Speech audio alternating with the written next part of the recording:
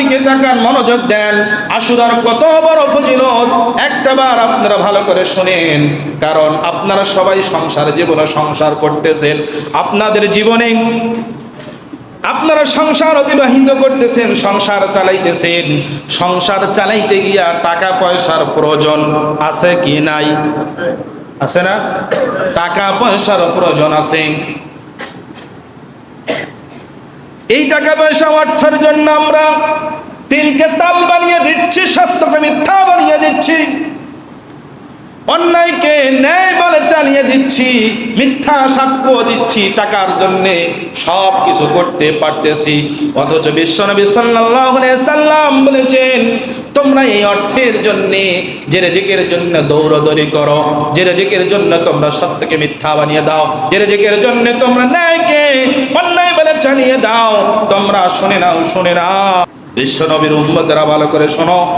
মান ওয়াসা আলা ইয়ালিহি ফিন নাফাকাতি ইয়াউমি আশুরা ওয়াসা আল্লাহু আলাইহি সাইরা।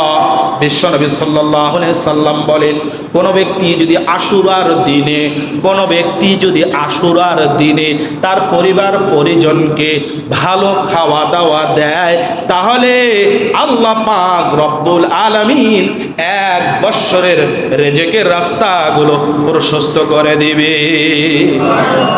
আপনি আপনার পরিবারকে একদিন ভালো খাওয়াবেন, আর একদিনে ভালো খাওয়ার কারণে আপনার জন্যে আল্লাহ পাক 1 বৎসরের রিজিকের রাস্তাগুলো প্রশস্ত করে দিবে।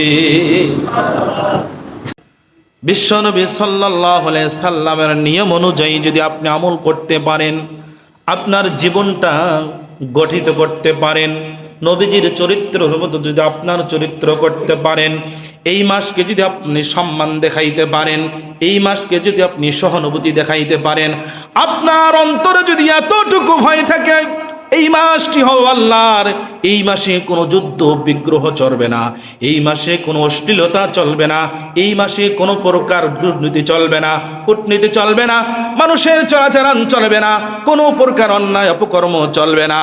এতটুকু আপনি যদি সম্মান দেখাইতে পারেন, বিশ্বনবী সাল্লাল্লাহু আলাইহি ওয়াসাল্লাম বলেন, তোমার জীবনে ছোটখাটো সগীরা কবিরা গুনাহ হয়েছে, এই গুনাহগুলো আল্লাহ স্বয়ং মাফ করে দিবে।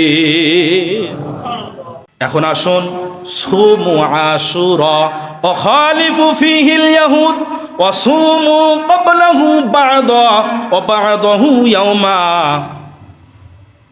সুমু আশুরা ওয়া খালিফু ফীহিল ইয়াহুদ ওয়া সুমু ক্বাবলাহু ইয়াওমা বা'দা ওয়া বা'দাহু ইয়াওমা বা'দা। তোমরা যদি আশুরা রোজা রাখতে চাও, তাহলে তোমরা রোজা দিবে 2টি।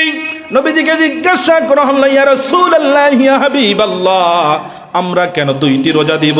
বিশ্বনবী বললেন, আমি মদিনায় গিয়া জিজ্ঞাসা করলাম, তোমরা আশুরার দিনে কেন রোজা রাখো?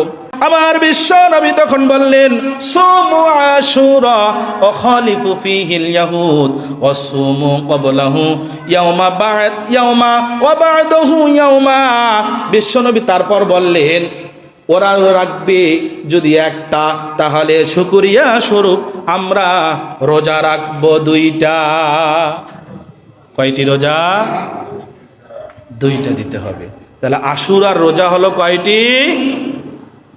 2টি।